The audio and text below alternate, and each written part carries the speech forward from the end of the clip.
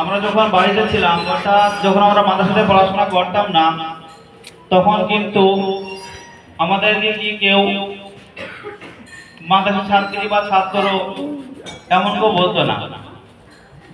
যখন আমরা মাদ্রাসাতে পড়াশোনা শুরু করেছি, তখন আমাদের দিকে প্রত্যেকটা মানুষের একটা লক্ষ্য হয়ে গেছে।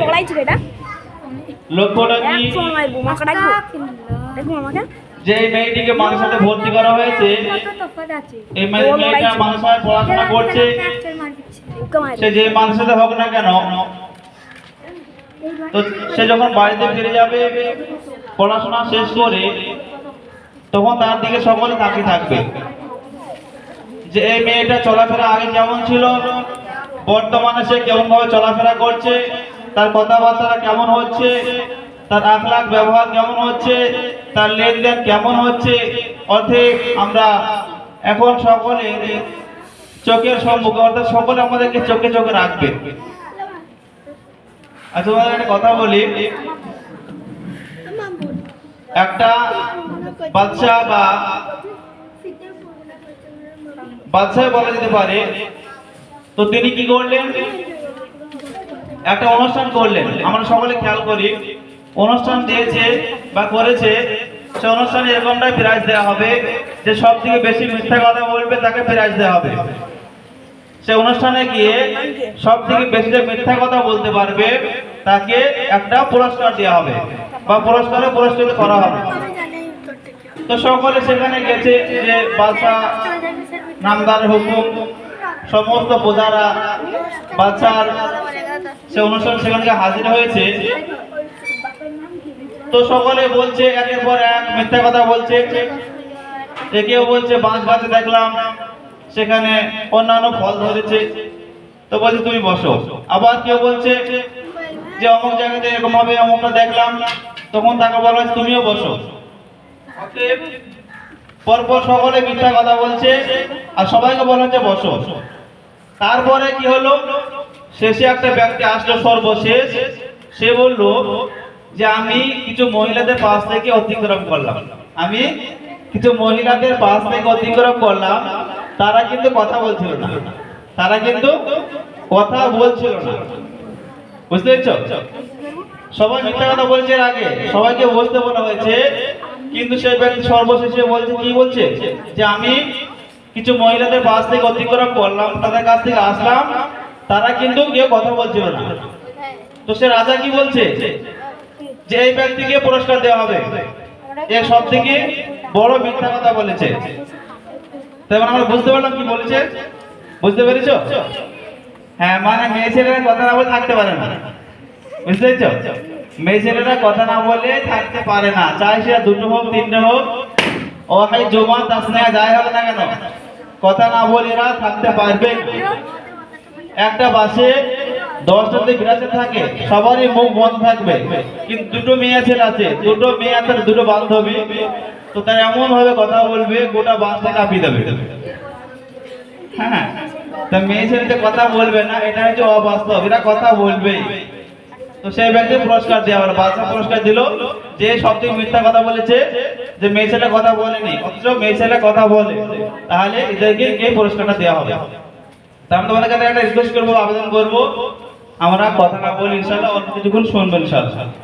বাকি ওলামা হাজরাতরা আসবেন, জাজম্যানরা আসবেন, যে প্রোগ্রামে কথা শুনছিলাম বা শুনলাম সেটা শুরু হয়ে যাবে ইনশাআল্লাহ। যেহেতু বাৎসরিক একটা প্রোগ্রাম বা অনুষ্ঠান হতে চলেছে, এখানে আমরা কেমন ট্রেনিং প্রাপ্ত হয়েছি, কেমন শিক্ষা গ্রহণ করেছি, কেমন শিক্ষা নিয়েছি, সেগুলোর ফলাফল আজকে আমাদের প্রকাশ হবে।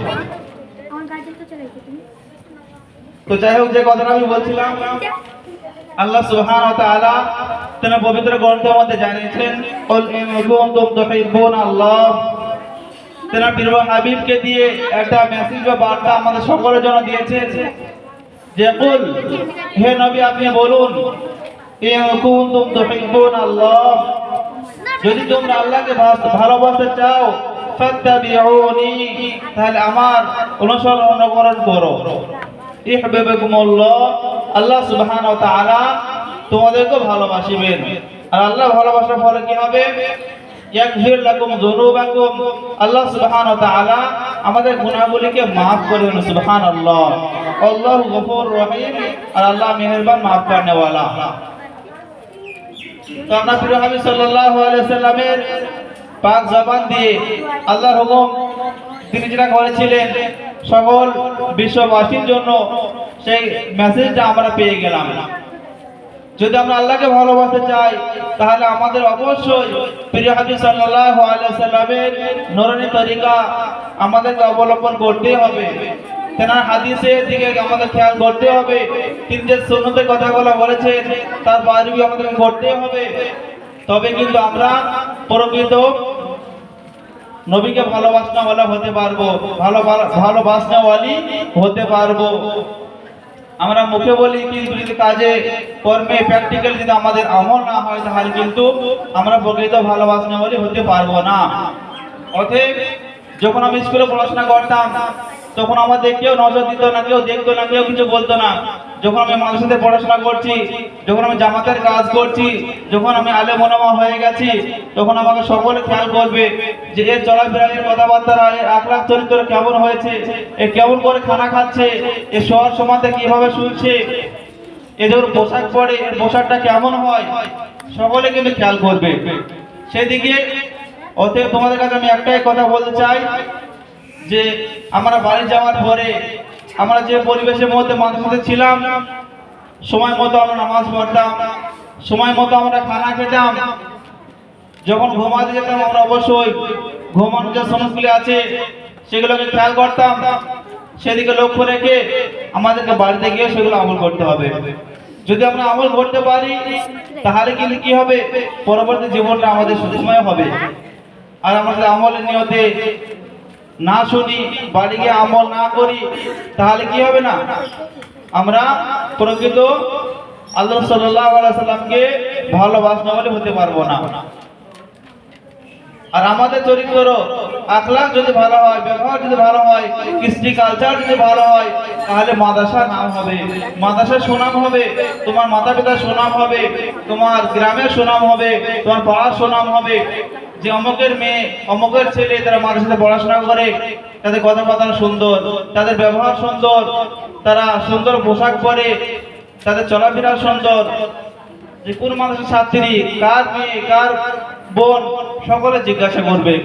আর তোমরা কে যদি বাড়িতে বদমাশি করো, ঠিক মতো নামাজ না পড়ো, খানা খাওয়ার আদব যে মাদ্রাসাতে করতে সেরকম ভাবে খানা খাওয়ার যে আদবগুলি আছে, দস্তরখানা বিছানো, দোয়া পড়ে খানা খাওয়া, খানা খাওয়ার সময় কথাবার্তা গল্প গুজব না করা, যে যেভাবে আমরা পড়েছিলাম শিখেছিলাম সেগুলো আমল না করা হয় তাহলে কি হবে, আমাদের বদনাম হবে। তাহলে আমরা বদনাম চাই না সুনাম চাই? কে কে বদনাম চাই? বদনাম কে কে চাই? কেউ চায় না, তাই না? সবাই সুনাম চাই। তাহলে তোমরা সকলে ভালো, তাই না? ভালো হলে তো সুনাম চাইবে, আর খারাপ হলে কি বদনাম চাইবে। তো সেই জন্য আমরা এখানে সে 18 সাল থেকে আমাদের মাদ্রাসা শুরু হয়েছে, তখন থেকে নিয়ে মাদ্রাসায় পড়াশোনা চলছে আলহামদুলিল্লাহ। তার মধ্যে অনেক পুরাতন ছাত্রী আছে যারা 4 বছর 5 বছর পড়াশোনা করছে, কেউ নতুন এসেছে, আগামীতে আবারও আসবে, আগামীতে আবারও আসবে, তোমাদেরকে দেখে আসবে। তোমরাই মাদ্রাসার প্রচার কারণেওয়ালি হয়ে যাবে। যদি তোমাদের ব্যবহার ভালো হয় তাহলে তোমাদেরকে দেখে বলবে যে স্যার মাদ্রাসাতে আমার মেয়েটাকে পাঠাবো, অমুকের মেয়েটা তার কথাবার্তা খুব সুন্দর হয়েছে, তার পড়াশোনাগুলো সুন্দর হয়েছে, তার চরিত্রটা খুব ভালো হয়েছে, এগুলোকে দেখে প্রচার হবে।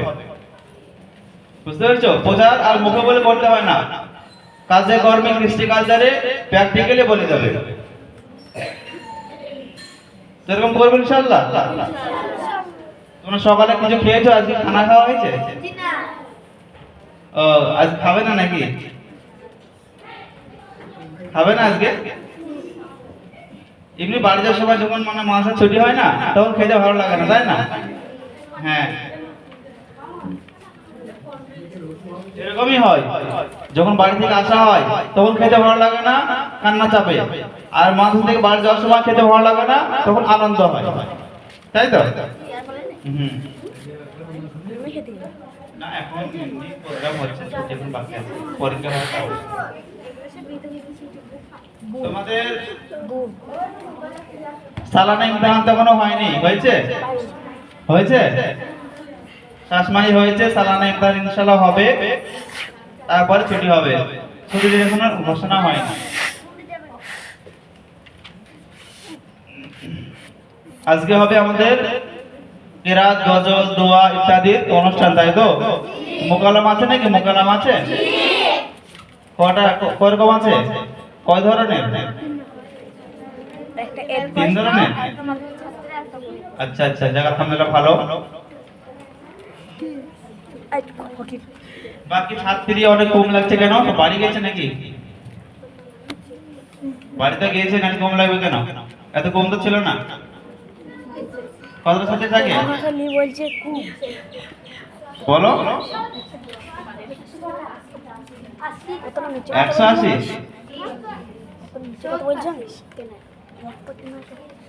আমরা তো 150টাই ধরলাম, তাহলে আজকে কটা আছে?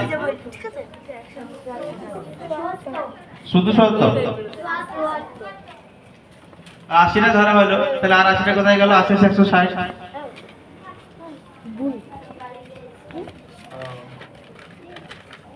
তাহলে এখন যে বাড়ি গিয়েছে, তার কিরাত গজলের যে নাম ছিল, প্রতিযোগিতার নাম সে যে বলতে পারবে না, আর সে প্রাইজও পাবে না, আর বাকি যে পরীক্ষাটা আছে পরীক্ষা দিতে পারবে না, সেজন্য সমস্যা, মানে টাইমে বাড়ি যেতে হবে। যখন ছুটি দেবে মাসে প্রতিপক্ষ, তখন বাড়ি যেতে হবে, তাহলে তার পড়াশোনা ক্ষতি হবে না।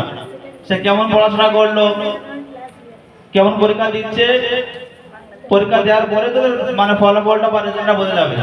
যদি তখন পরীক্ষা না দিয়ে পালিয়ে যায়, তাহলে বোঝা যাবে কি? কিছুই কিন্তু বোঝা যাবে না। সেই জন্য যদিও বাড়ি গিয়েছে, আমার মনে হয় চলে আসলে ভালো হয়, হয়তো পরীক্ষাটা দিয়ে আবার বাড়ি যাবে। যেহেতু রমজান মাসটা তোমাদের জন্য অনেকটা লং ছুটি, বড় একটা ছুটি, এই সময়তে অনেকে বাড়ি গিয়ে পড়াশোনা করে, আবার কেউ বা পড়াশোনা করে না, অনেকে পড়াশোনা ভুলে যায়, অনেকে ছেড়ে দেয় পড়াশোনা। সেই জন্য তোমাদেরকে বাড়ি গিয়ে কিন্তু পড়াশোনা বন্ধ করে বসে থাকলে হবে না। যে বইগুলো পড়া হয়ে গেছে সেইগুলি নিয়ে বাড়ি পড়তে হবে। যাদের ফার্সি হয়েছে, যে ফার্সি বইটা তো নিজের আছে, সে বাড়ি গিয়ে মোতালা করবে, দেখবে, পড়বে। তাহলে কি হবে?